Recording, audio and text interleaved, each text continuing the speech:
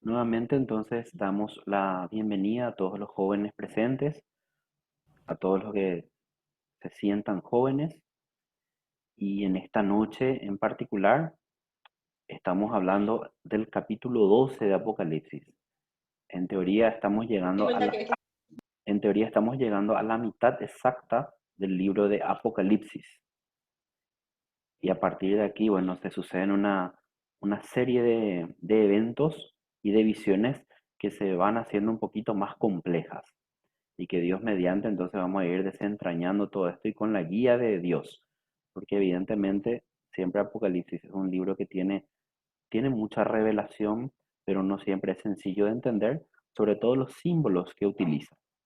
Siempre la base que tenemos que tener es de un estudio profundo de lo que es el Antiguo Testamento, los elementos del Antiguo Testamento, sobre todo para poder entender de qué está hablando Juan cuando se refiere a ciertas visiones. En la noche de hoy, entonces, la mujer y el dragón. En esta ocasión, el bosquejo solamente tiene dos puntos. Parece sencillo, pero es justamente un bosquejo bastante complejo. Existe en este capítulo lo que se llama una yuxtaposición. ¿Qué significa una yuxtaposición? Empieza hablando acerca de la mujer y luego el segundo punto empieza a hablar acerca de un dragón y luego nuevamente habla de la mujer y finalmente del dragón. Entonces, a eso se llama una yuxtaposición. No sigue el sentido natural de un relato. Ese es el primer concepto que tenemos que manejar de este capítulo 12. Y el segundo concepto que tenemos que manejar de este capítulo 12 es la yuxtaposición, aparte de, perdón, de la yuxtaposición, la multiplicidad. ¿Qué significa multiplicidad? A veces hay algunos símbolos o algunos elementos dentro de esta visión que tienen varios significados, varios significados. Eso es muy relevante, entonces, sobre todo a la hora de interpretar algunos elementos de estas dos visiones. Vamos a pasar a la siguiente diapositiva en la que hacemos una exégesis siempre histórico-gramatical del contenido. Tenemos varias palabras aquí que son muy relevantes en el texto.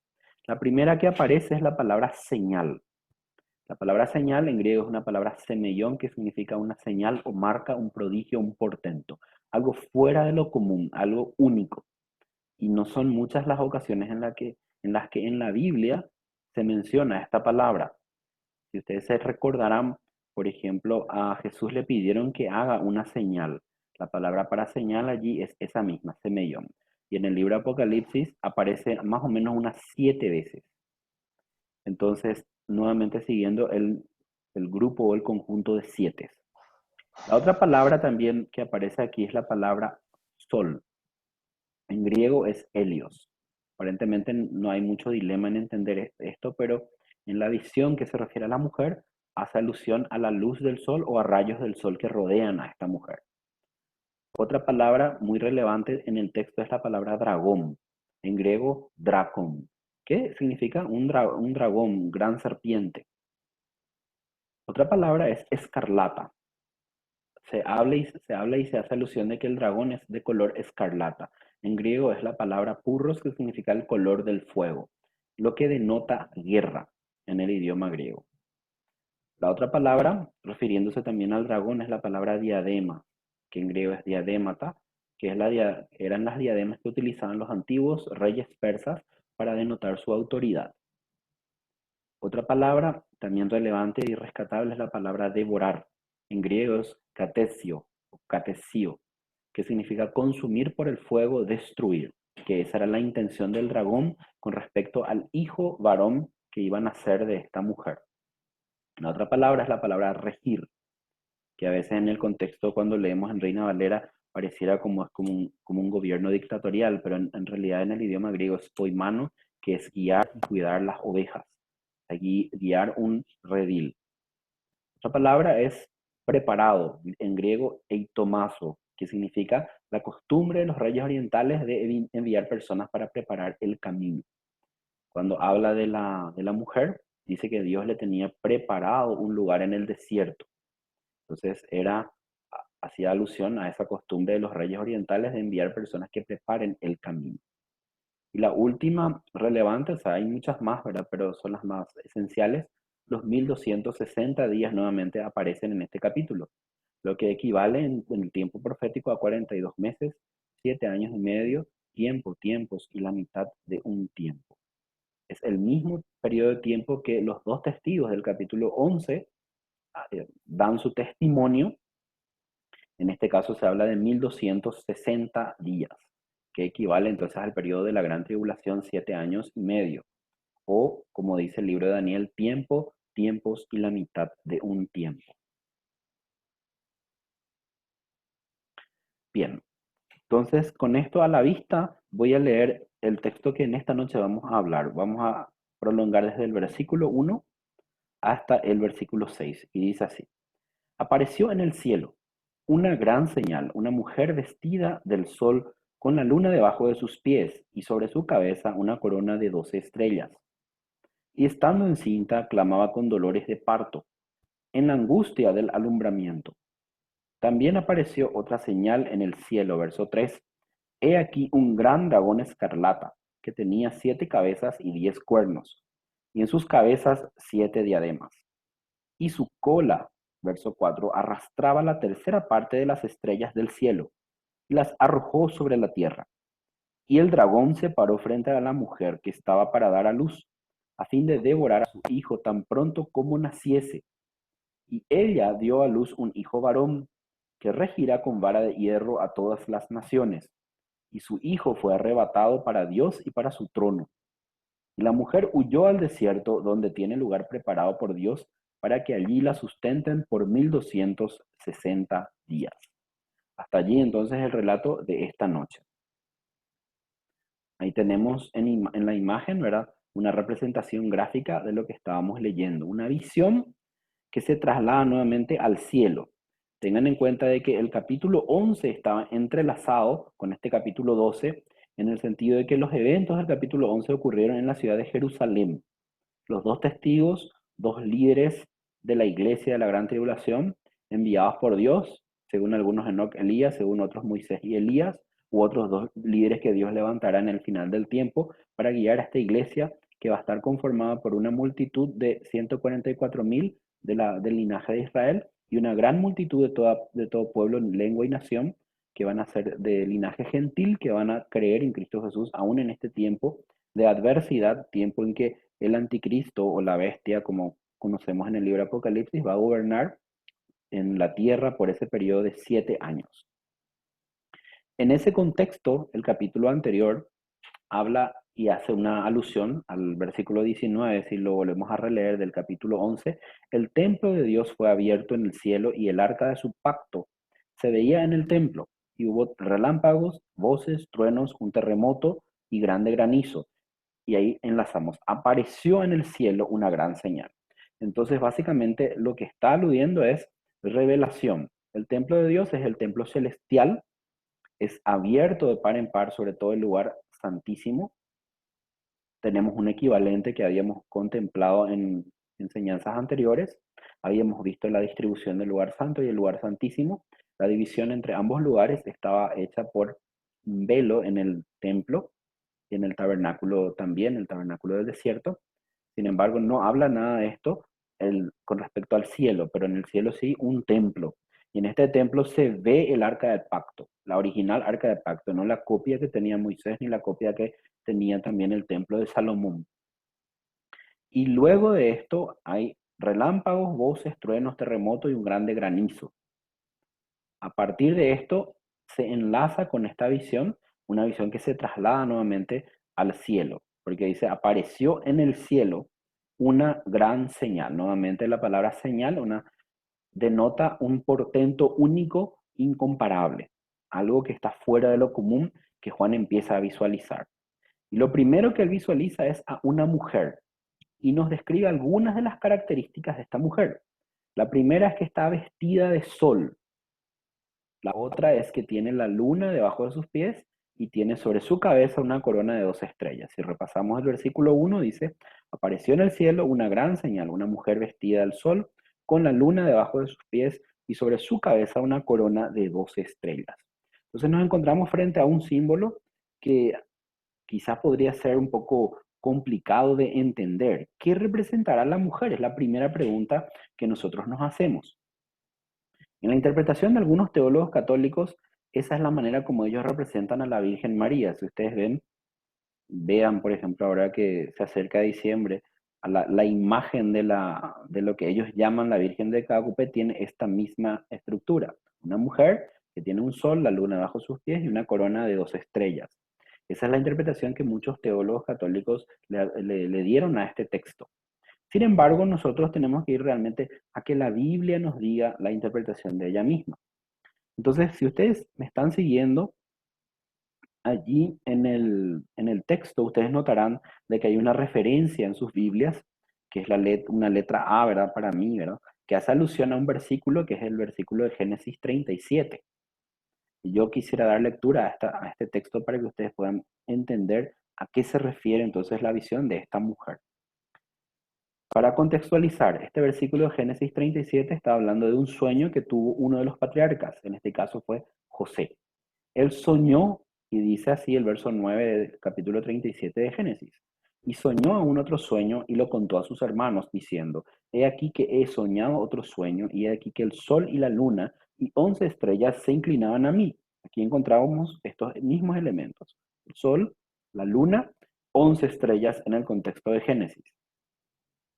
Verso 10, allí está la interpretación. Y lo contó a su padre y a sus hermanos. Y su padre le reprendió y le dijo, ¿qué sueño es este? Este que habla es Jacob. ¿Qué soñaste? Le dice a José, le está reconviniendo. Hemos de venir yo y tu madre y tus hermanos a inclinarnos a ti, a tierra. ¿Qué había soñado José? Que había un sol, la luna y 11 estrellas que se inclinaban hacia José. Entonces la interpretación que Jacob mismo le da a este sueño es que el sol representaba a Jacob, la luna representaba a la mamá de José y las 11 estrellas restantes representaban a cada uno de los hermanos. Entonces ahí ya nos da la pista, Juan, de a qué se refiere. Jacob fue el patriarca al que Dios cambió el nombre de ser Akeb, que significa Jacob del costado, engañador también, a convertirse en príncipe de Dios, que significa Israel. Entonces, la representación del sueño de José, que por cierto es un sueño que se cumplió, las estrellas, la luna, el sol, en realidad vinieron a inclinarse, a reconocer a José como aquel que era el gobernador de todo Egipto en el momento en que la providencia de Dios guió a él, por más que en ese tiempo él pasó muchísima dificultad al ser vendido por sus hermanos. Entonces, estos elementos nos hacen configurar de que esta mujer representa al pueblo de Dios. En el contexto del Antiguo Testamento, el pueblo de Dios es Israel y todos aquellos no judíos, no israelitas, que se adhirieron como prosélitos a la nación de Israel. En el contexto del Nuevo Testamento es básicamente lo mismo, pero a la inversa, porque la iglesia generalmente está conformada, el pueblo de Dios está conformado por una gran cantidad de no judíos y una pequeña proporción de judíos. Entonces esa es la pequeña diferencia que existe entre ambos pactos. Pero entonces los elementos están dados. Esta mujer representa al pueblo de Dios con estas características y hace alusión específicamente entonces a la nación de Israel, porque estamos hablando del Israel del Antiguo Testamento. Otro texto que me gustaría hacer alusión es el que se encuentra en Isaías, capítulo 54. No es el único texto, hay muchos más que hacen alusión a esta misma realidad. Que acá sería la otra pregunta. Entiendo o entendemos que se refiere a Israel por las características descritas en el sueño de José. Pero ¿por qué entonces hace alusión a una mujer? Isaías 54, 5 al 7 nos da la respuesta y dice así, porque tu marido es tu hacedor, Jehová de los ejércitos es su nombre, y tu redentor, el Santo de Israel, Dios de toda la tierra, será llamado. Porque como a mujer abandonada y triste de espíritu te llamó Jehová, y como a la esposa de la juventud que es repudiada, dice el Dios tuyo. Verso 7, por un breve momento te dejé, mas te recogeré con grandes misericordias. Entonces la descripción que el profeta Isaías hace de la relación entre Dios Y el pueblo de Israel es la de un esposo con una esposa. Israel la esposa, Dios el esposo. Esa metáfora, ¿verdad?, del matrimonio no es algo que se aplicó solamente a Israel. Entiendan también de que la iglesia tiene la misma metáfora refiriéndose a Cristo como el esposo y a la iglesia como la esposa de Cristo. Eso también es muy importante por la interpretación que vamos a ir viendo con respecto a esto. Entonces, en la primera acepción, lo más seguro es de que esta mujer se refiere a la nación de Israel.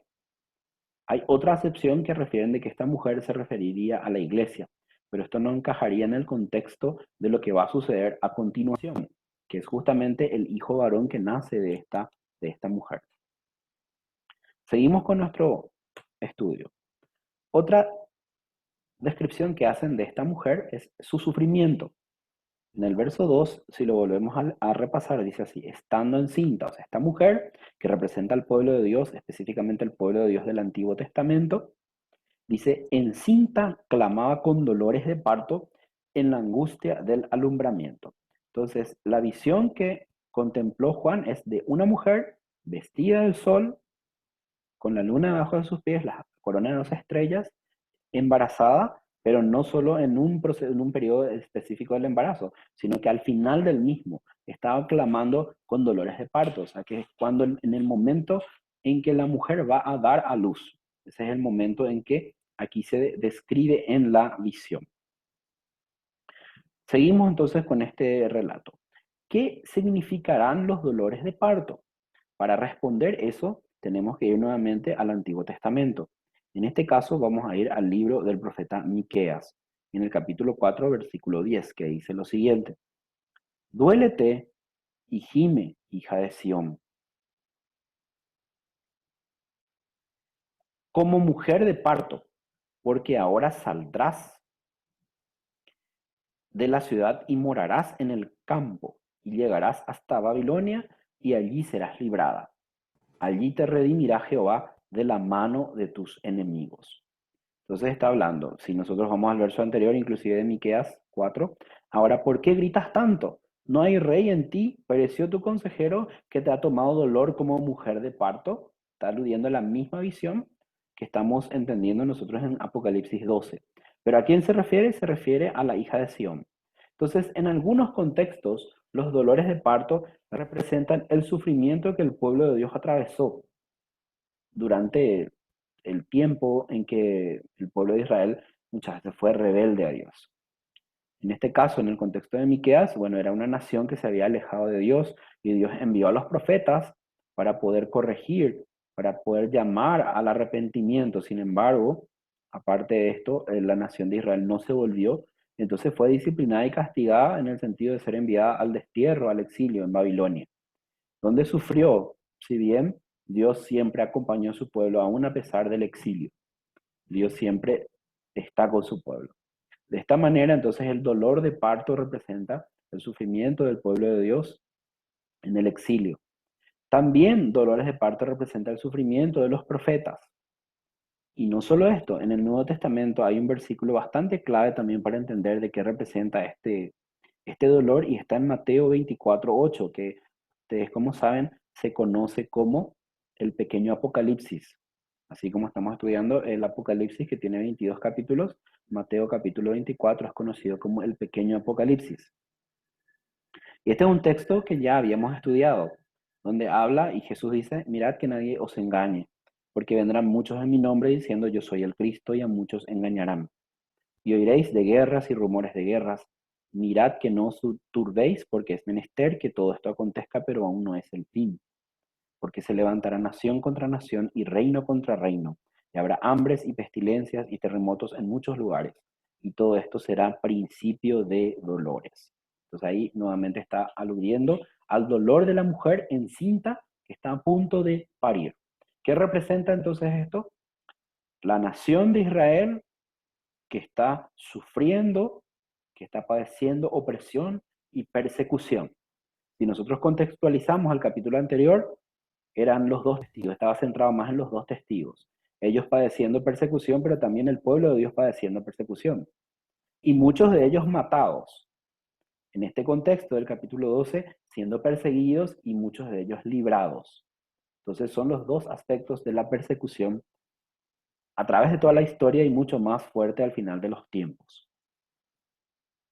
Vamos al siguiente punto.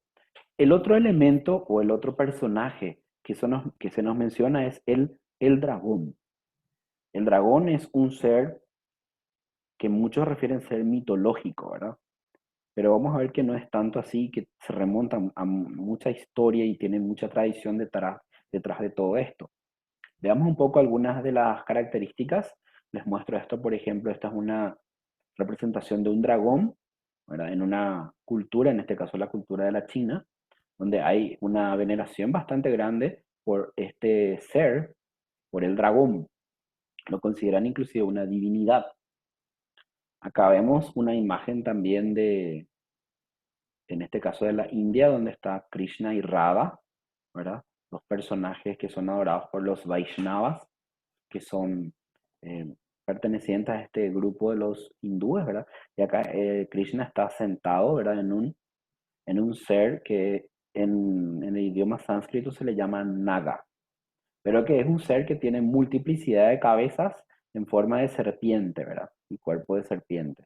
Un ser reptiliano, en otras palabras. O sea que no es algo que está solamente en la cultura hebrea, sino que en culturas muy diversas, muy dispersas en otros lados del mundo, también hay, en este caso, en el caso de estas culturas paganas, veneración por este ser, pero en la cultura judía este ser representa algo maligno. Esa es la total diferencia que existe entre ambos conceptos. Mientras que en la cultura china, en la hindú y en otras más, el dragón, la serpiente representa un ser eh, que era adorado inclusive en la cultura judía, era un ser más bien que representaba la maldad. Vamos a ver algunas enseñanzas con respecto al dragón. En hebreo se lo llama como Tanim. En la cultura judía es un símbolo del caos y también del mal. Y es interesante que era un nombre aplicado también a Egipto después del Éxodo. ¿Por qué es muy interesante esto? O sea, que la literatura judía era llamado, entonces Egipto se le conocía como Rahab, también como Tanim, porque hacía alusión a que el pueblo de Dios estuvo en mucha opresión durante todo ese tiempo, 450 años. Y en esos 450 años el pueblo de Dios estuvo perseguido, estuvo oprimido sin poder, digamos, salir a flote de una situación de esclavitud. Y el personaje que encabezaba todo esto era el faraón, un tipo del anticristo, el faraón.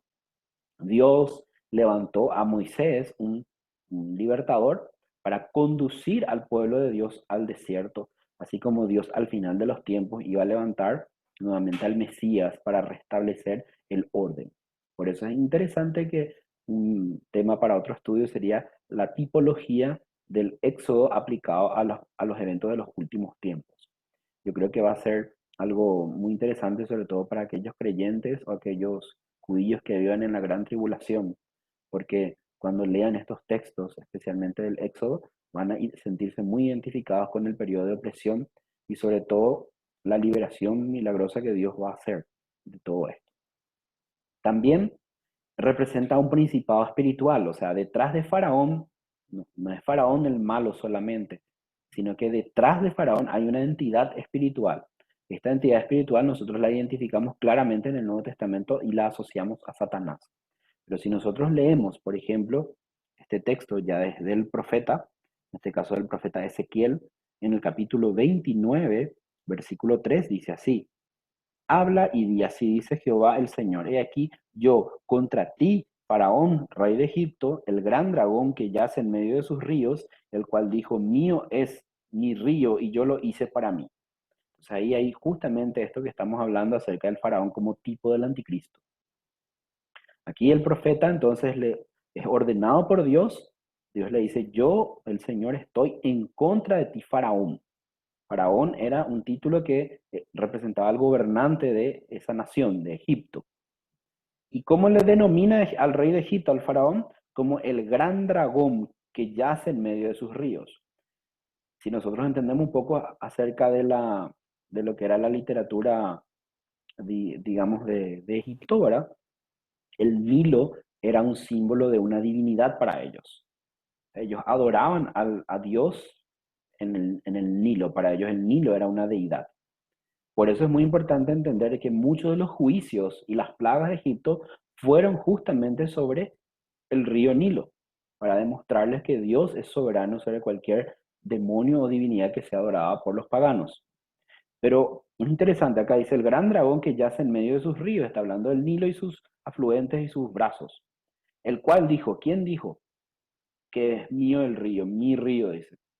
Y este es el dragón. O sea, el dragón dice, mío es el Nilo. Yo lo hice para mí. En realidad fue Dios quien creó todo eso. Pero este ser, el gran dragón, estaba detrás de Faraón para hacerle creer a él que era un dios. Y sobre todo para que la gente le adore. Y sobre todo para atar a los egipcios a la adoración a Satanás. Entonces aquí entendemos no solamente una tipología, sino que hay un principado espiritual que oprime a Egipto y que detrás es realmente Satanás. Esto está en Ezequiel 29:3. Hay un texto muy interesante, quizás ya no lo vamos a leer por completo, quizás sí. Está en el libro de Nehemías, capítulo 2, versículo 13. Algo muy interesante que también leí, dice, salí de noche por la puerta del valle hacia la fuente del dragón, dice que era una fuente que había en Israel. Y según una tradición judía, se daba ese nombre a un pozo porque en él se creía habitaba un dragón. O sea que para los judíos no era un ser mitológico, sino realmente era un ser que ellos consideraban como viviente. De ahí surgen, inclusive en varios libros deuterocanónicos, ¿verdad? Habla acerca de la guerra que Dios emprende contra ciertos animales, ciertos monstruos que habitaban los mares. Entre ellos tenemos, por ejemplo, a Behemoth, que aparece en el libro de Job. Aparece también el dragón, por ejemplo, si leemos en el profeta Isaías, que dice en el capítulo 27, versículo 1, en aquel día Jehová castigará con su espada dura, grande y fuerte al Leviatán. Ese es otro ser también que aparece, era un animal que aparece en la Biblia. Serpiente furtiva y al Leviatán serpiente tortuosa, dos tipos de Leviatán. Y dice, matará al dragón que está en el mar. Es decir, habla de una guerra entre Dios y el dragón, ¿verdad? Esto es algo que tenemos que rescatar de ahora, porque representa la lucha, ¿verdad? La lucha del pueblo de Dios contra estas fuerzas de maldad que están representadas por Satanás y que en realidad, aunque Satanás no es visible, ¿verdad? Sus instrumentos, como Faraón, que fue utilizado para oprimir al pueblo de Israel, y también el anticristo, al final de los tiempos, va a ser quien oprima al pueblo de Dios. Es un ser real. Si nosotros volvemos a nuestro texto original, que era el 12, el capítulo 12 de Apocalipsis, dice el verso 7, después hubo una gran batalla en el cielo y Miguel y sus ángeles luchaban contra el dragón. Y luchaban el dragón y sus ángeles. Entonces es un ser real, no es un ser mitológico. El dragón es nada más y nada menos que el diablo y Satanás. 12:9 dice así. Y fue lanzado fuera el gran dragón, la serpiente antigua, que se llama Diablo y Satanás, el cual engaña al mundo entero, fue arrojado a la tierra y sus ángeles fueron arrojados con él. Entonces está hablando de un ser real que se encarga de oprimir al pueblo de Dios, bueno, a perseguir al pueblo de Dios y a levantar persecuciones a través de toda la historia, desde el inicio hasta el final. 12:9 entonces habla e identifica claramente quién es este dragón. Ahora vamos de vuelta a estudiar nuestro texto. ¿Cuáles son las características que nos da la Biblia acerca de este dragón? En el verso 3 leemos, también apareció otra señal en el cielo. He aquí un gran dragón escarlata que tenía 7 cabezas y 10 cuernos, y en sus cabezas 7 diademas. Entonces esas son 4 características que describe aquí, son más, ¿verdad? Pero vamos a empezar a estudiar. Uno es el color escarlata. ¿Qué representa el color escarlata? En el 6:4, siempre que menciono esos 6:4, estoy haciendo alusión al Apocalipsis, dice así.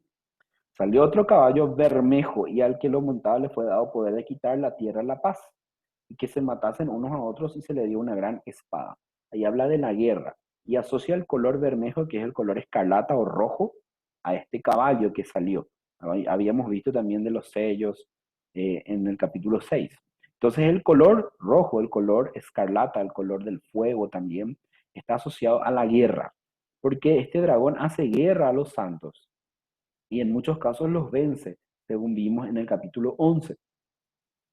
¿Cuál es otra característica? Tiene 7 cabezas. O sea, ¿qué representa? O sea, no es que Satanás, que es llamado como el dragón, tiene 7 cabezas. Eso es una simbología para decirnos algo. Y el libro Apocalipsis nos interpreta qué son las 7 cabezas. Si nosotros vamos a este texto, sería Apocalipsis 17, 9 al 10. Esto para la mente que tenga sabiduría. Las 7 cabezas son 7 montes sobre los cuales se sienta la mujer. Entonces, representan montes. Y son 7 reyes. Ahí está el segundo elemento de este capítulo 12 que ya les dije al inicio. Uno era la yuxtaposición en cuanto a hablar de la mujer, del dragón, luego de la mujer, del dragón, de manera alternada. Y la otra característica es la duplicidad o multiplicidad de significados.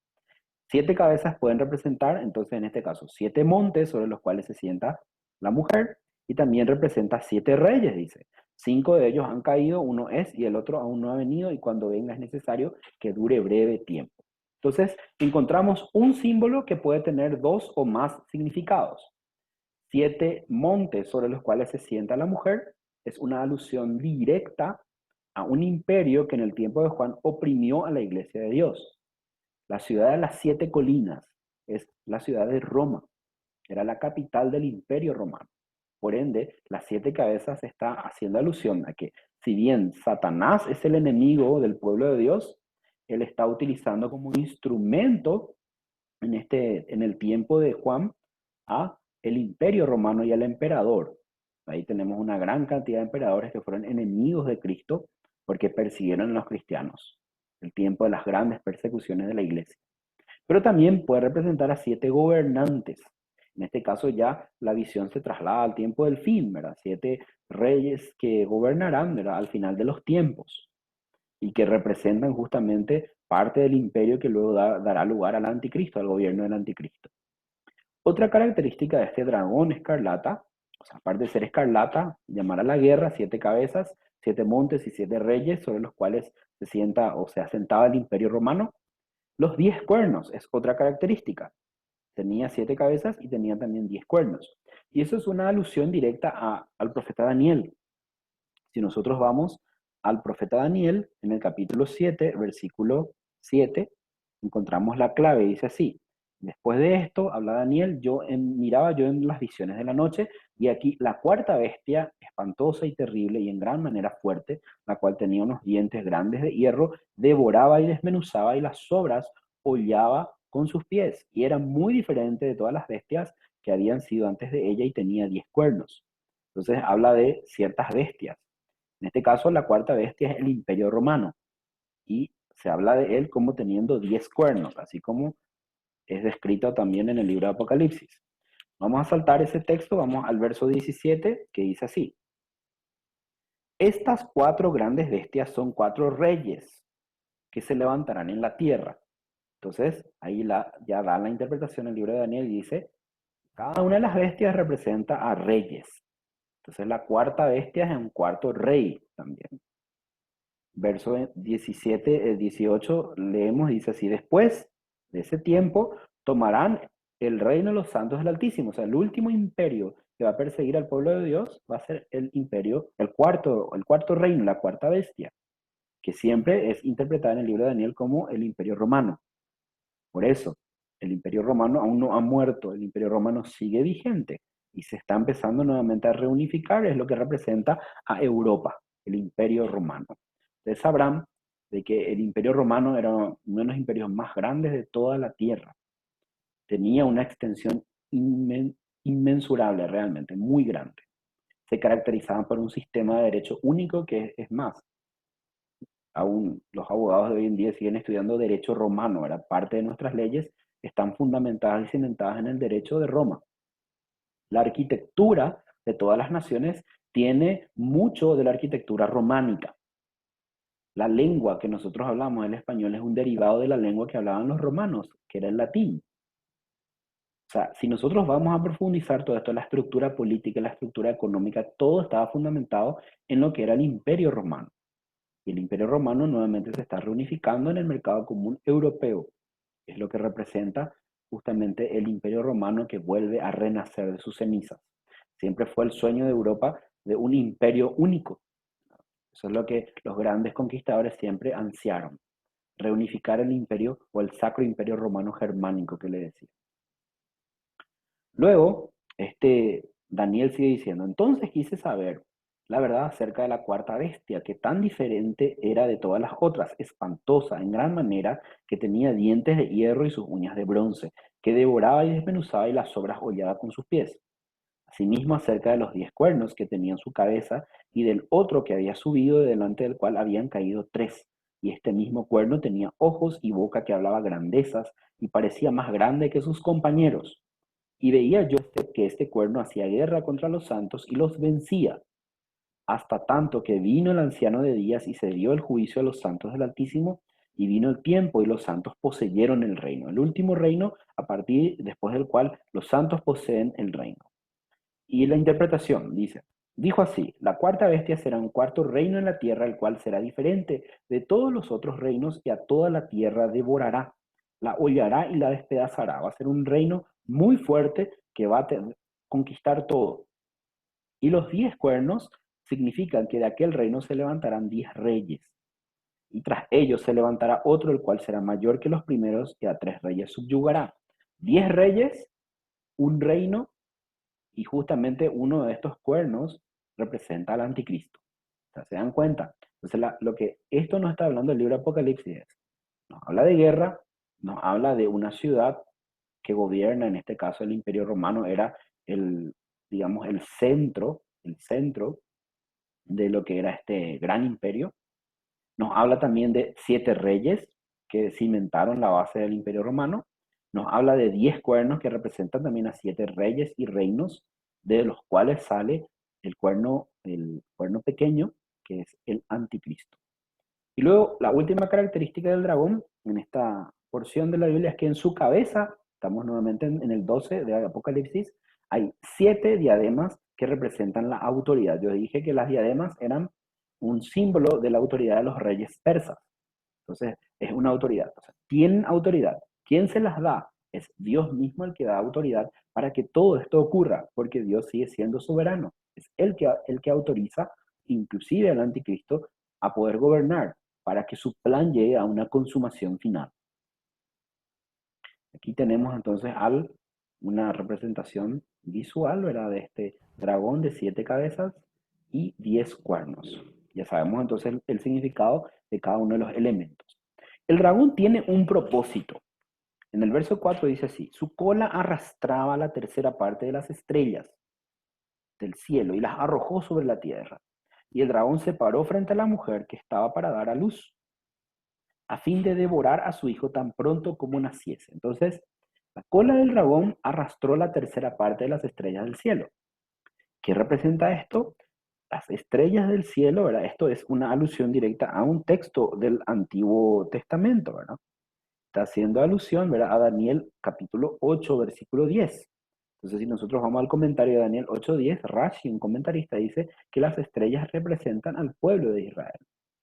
El propósito del dragón es arrastrar al pueblo de Dios, porque tiene un propósito bien definido, destruir. El dragón, Satanás, no está para ser amigo de nadie. El dragón, Satanás, tiene un único propósito que es destruir al pueblo de Dios a través de la historia, desde el inicio, desde Adán. El propósito del dragón y Satanás fue hacerle caer en pecado.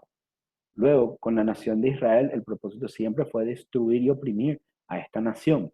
Y con la iglesia, bueno, la Biblia es clara, dice el dragón, hablando de él, era el de Satanás, el diablo, es como un león rugiente que está rondando, buscando a quien devorar.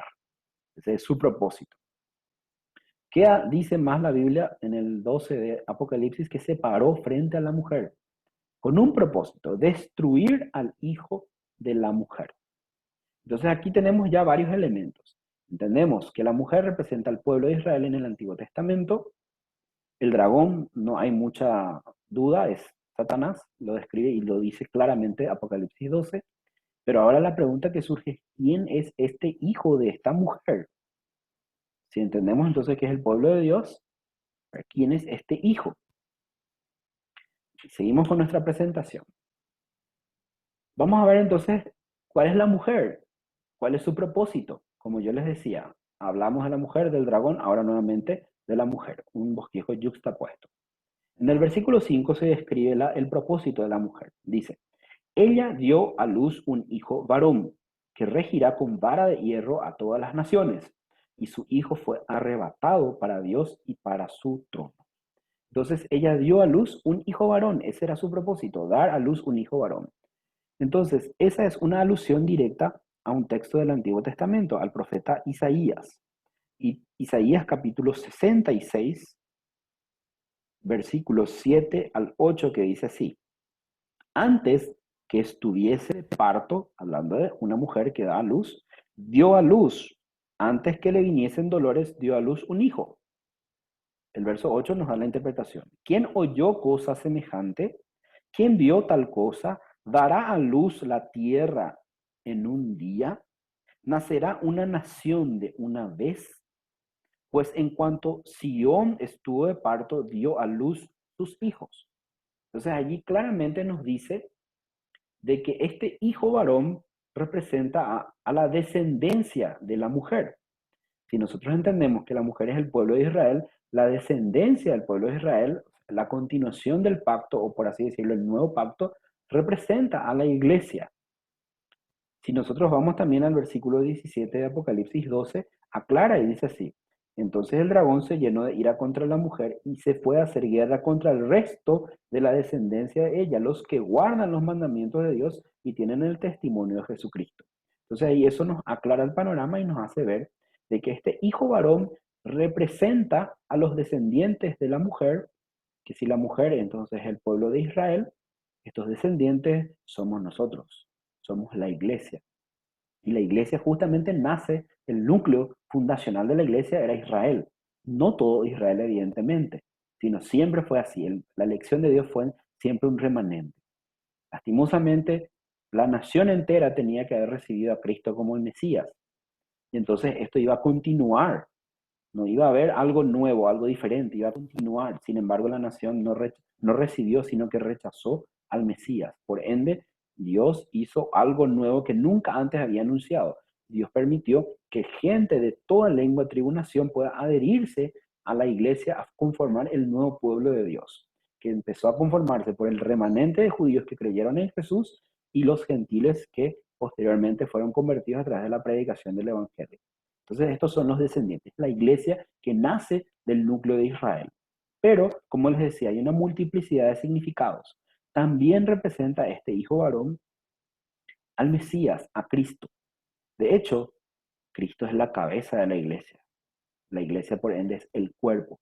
Y muchas veces en algunas porciones de la Biblia casi no hay una diferenciación entre Cristo y su cuerpo, entre la cabeza que es Cristo y el cuerpo que es la iglesia.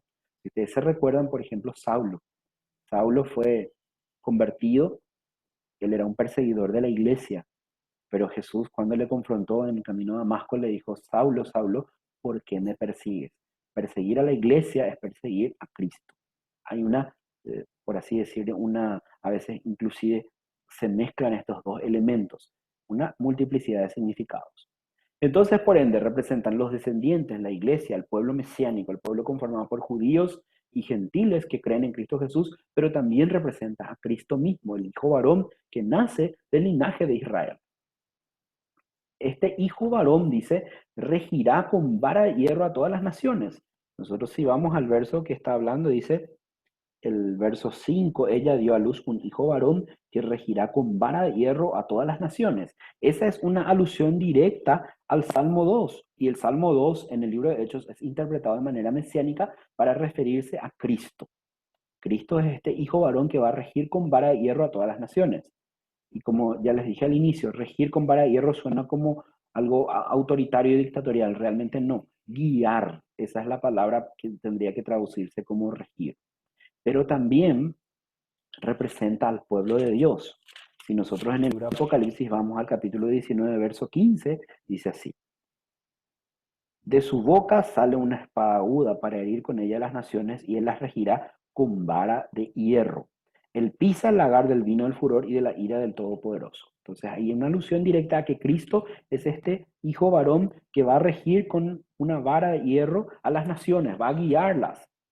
Pero también Apocalipsis en el capítulo 2 hay una promesa del versículo 26 que dice así: al que venciere, está hablando a nosotros, hijos de Dios, y guardare mis obras hasta el fin, yo le daré autoridad sobre las naciones, y las regirá con vara de hierro, y serán quebrantadas como vaso de alfarero, como yo también la he recibido de mi Padre. Habla Cristo y dice: yo recibí autoridad de mi Padre, yo gobierno las naciones, tengo la autoridad, tengo el poder, pero también ese mismo poder voy a conceder a aquel que venza, al que venciere, y guardare las obras de Cristo hasta el final. Una tremenda promesa de que el pueblo de Dios, por más que la situación sea adversa y por más que todo esté tan oscuro, el panorama tan difícil, opresión, persecución, cristianos muertos, eh, pueblo de Dios siendo matado, también pueblo de Dios va a ser cuidado por Dios hasta el final del tiempo, y muchos van a resucitar y van a volver a la vida para recibir este reino. Dice la Biblia también en Apocalipsis 12, otra característica más del propósito de la mujer. Dice: su hijo fue arrebatado para Dios y para su trono. Y esa es una alusión bastante directa a Cristo ascendiendo a los cielos, ¿verdad? Él ascendió de la tierra, fue arrebatado, por así decirlo en otras palabras, está hoy a la derecha de Dios y está gobernando desde ese lugar e intercediendo por nosotros, mirando todo lo que ocurre con todo lo que nos pasa a nosotros.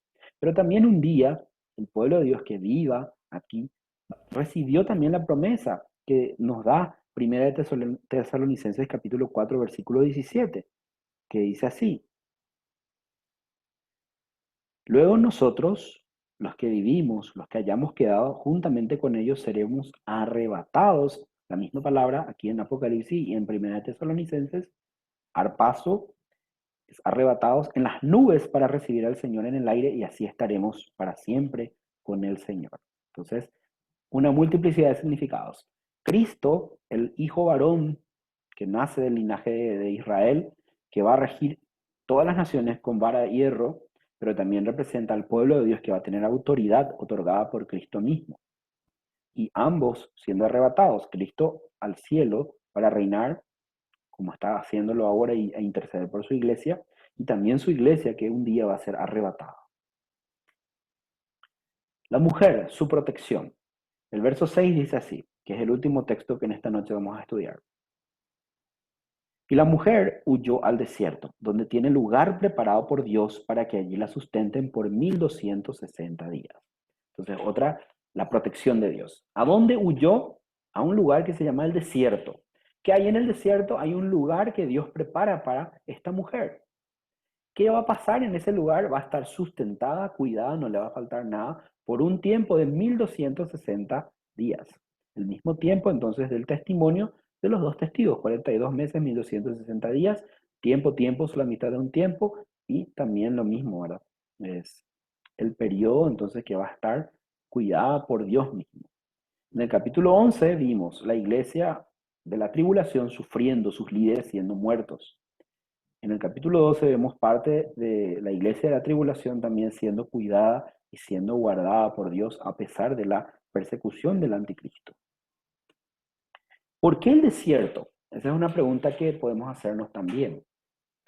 El desierto es un lugar de celebración a Dios según Éxodo 5:1. El desierto es un lugar de servicio a Dios según Éxodo 7:16.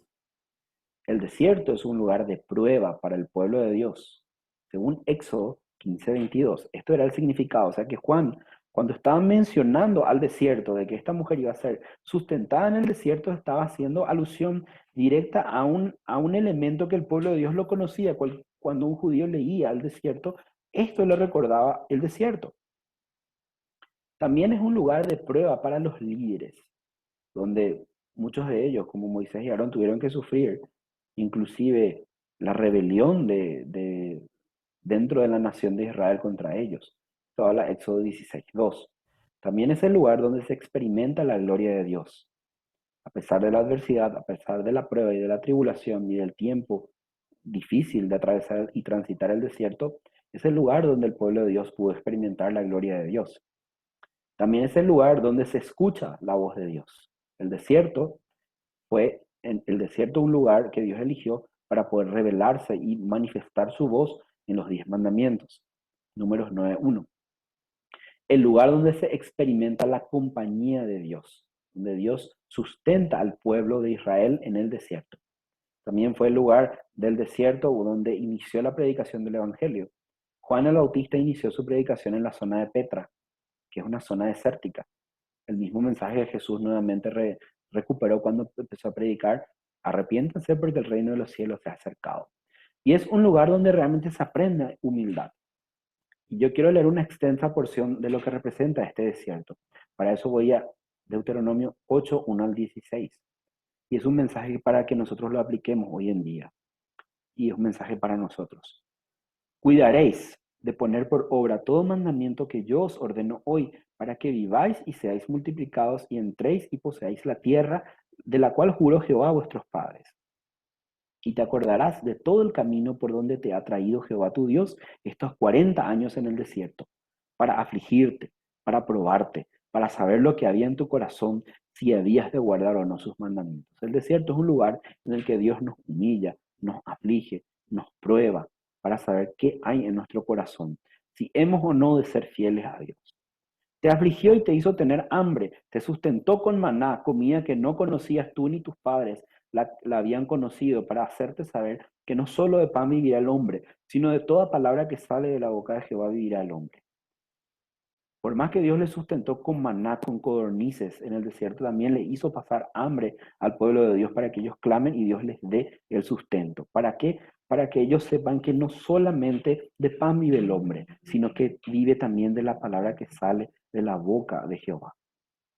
Tu ropa nunca se envejeció sobre ti, ni el pie se te ha hinchado por estos 40 años. Dios inclusive cuidó del pueblo de Dios para que no le falte ni siquiera ropa. Verso 5: reconoce a sí mismo en tu corazón que como castiga el hombre a su hijo, así Jehová tu Dios te castiga. Entonces un hombre disciplina a su hijo para que su hijo sea mejor. A veces lo hacemos con mucho dolor cuando disciplinamos a nuestros hijos. A veces ni siquiera dan ganas o no da gusto disciplinar a nuestros hijos, pero es la manera en cómo que les enseñamos a ellos a caminar en el camino de Dios y a corregir el corazón rebelde.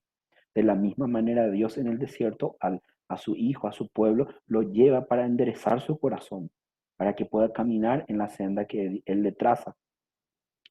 Porque Jehová tu Dios te introduce en la buena tierra, tierra de arroyos, de aguas, de fuentes, de abismos, que brotan por vegas y montes, tierra de trigo, de cebada, de vides, de higueras, de granados, tierra de olivos, de aceite, de miel, tierra en la cual no comerás el pan con escasez, no te faltará nada en ella, tierra que sus piedras son hierro y cortarás bronce de sus montes, una tierra de abundancia.